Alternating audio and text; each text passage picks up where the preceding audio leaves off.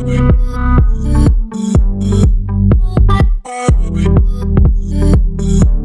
help people understand that our inability to acknowledge and discuss taboo topics like race, religion, and politics at work is really creating a barrier for us to leverage diversity in organizations. So what are the blind spots, pitfalls, mistakes should leaders really be mindful of as they start pursuing an organization to be more diverse or more inclusive? What are just some pitfalls, blind spots maybe they may be missing? The biggest pitfall in all of this is the belief that there is some magical bullet that will make this conversation comfortable. Everyone is looking for that magic answer, that magic thing, that magic button. It's like the office store commercial where they have the easy button. Everyone is looking for the easy button to press and make this conversation comfortable. The first thing we have to do is accept that this is an uncomfortable conversation for everyone.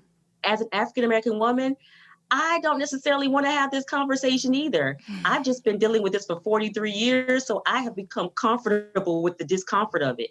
But it's not an easy conversation. It's not going to be a comfortable conversation. The second part is understanding that there is no perfect way and you're going to mess up.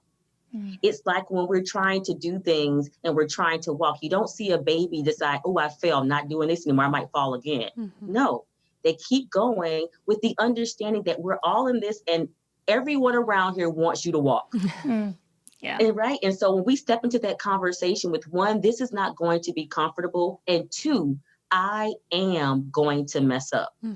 The third part is probably the most difficult piece. It is accepting that we have not built the historical credibility to go into this conversation and navigate it well. Many of the leaders that are tasked with navigating this conversation are at the crux of the systemic issues. People can look at them and say, you know what we're talking about, I've seen you do it. Yeah, because it's a heart issue, right? I mean, that's the way, I start it. If you know that their heart is not in it, then it's not truthful and you're not going to believe them and it's just fake and it falls on deaf ears. It's hard because that's the problem people are tasked with. We've seen major organizations come out with these great statements. We support this and we stand behind that. And then there are people come out later on and say, that was a nice Facebook post. That was a nice tweet. But that hasn't been our experience within this organization.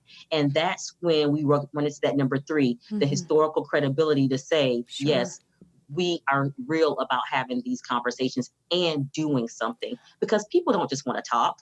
They want to go from conversation to commitment to actual outcome. That's what I was just going to say is like, being able to talk about it is probably a great first step. But at the end of the day, you've got to be able to take action to make change. Change doesn't happen by itself. And great leaders are going to put themselves in really uncomfortable situations and conversations. We do all the time because we have to. It's the right things to do. But then what comes from that? Turning it into something meaningful and something that does grow diversity and inclusion and is not just a bunch of lip service. Absolutely. And my biggest fear in all of this is we'll have a second wave. And like we're really concerned about the second wave of COVID because people didn't do what they were supposed to do.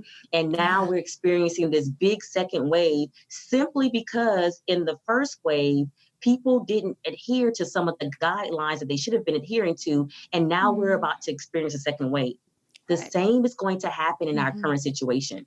Right now, we have a wonderful opportunity to do what we're supposed to do. And that's not just having a conversation. That's saying, let me hear what you have to say, address these issues, and let's make this a process. Right now, so many people are just having a conversation, giving people the safe space to emote and talk about it. But if we don't do something in this moment, when people are tired of talking, there's going to be a second wave and it's going to be worse than the first. Yeah. So we have to take action because when people realize I talked, I let that wall down that I've had up for 30 years and I I expressed everything to you, trusting that you would take my emotions, take my legitimate feelings and do something, and you did nothing, that's when the second wave will happen.